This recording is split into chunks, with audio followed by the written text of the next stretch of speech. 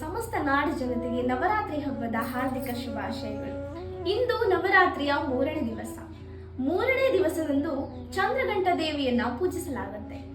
ಚಂದ್ರಘಂಟ ದೇವಿ ಅಂತ ಹೇಳಿದ್ರೆ ಪಾರ್ವತಿಯ ವಿವಾಹದ ರೂಪವನ್ನ ಚಂದ್ರಘಂಟ ರೂಪ ಅಂತ ಹೇಳಲಾಗುತ್ತೆ. ಪಾರ್ವತಿಯು ಅತಿ ಕಠಿಣವಾದ ತಪಸ್ಸನ್ನ ಮಾಡಿ ಶಿವನನ್ನ ಮದುವೆಯಾಗುವಲ್ಲಿ ಸಫಲರಾಗ್ತಾರೆ.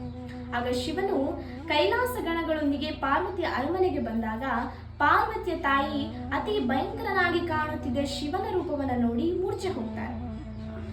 ಆಗ ಪಾರ್ವತಿಯು ಚಂದ್ರಘಂಟ ರೂಪವನ್ನ ತಾಳಿ ಶಿವನನ್ನ ರಾಜಕುಮಾರನ ರೂಪವನ್ನ ತಾಳ್ಬೇಕಾಗಿ ವಿನಂತಿಸಿಕೊಳ್ತಾಳೆ.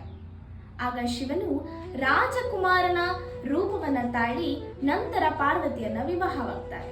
ಇದು ಚಂದ್ರಘಂಟ ದೇವಿಯ ಮಹತ್ವ. ಈ ಸಂಚಿಕೆ ನಿಮಗೆ ಇಷ್ಟ ಆಗಿದ್ರೆ ಲೈಕ್ ಮಾಡಿ, ಶೇರ್ ಮಾಡಿ, ಹಾಗೆ ಕಮೆಂಟ್ ಮಾಡಿ. ನಮ್ಮ ಮುಂದೆ ಬರುವ ಎಲ್ಲ ಸಂಚಿಕೆಗಳನ್ನ ನೀವು ನೋಡಬೇಕಾದ್ರೆ ನಮ್ಮ ಚಾನೆಲ್ ಸಬ್ಸ್ಕ್ರೈಬ್ ಮಾಡಿ, ಸಪೋರ್ಟ್ ಮಾಡಿ. Thank you.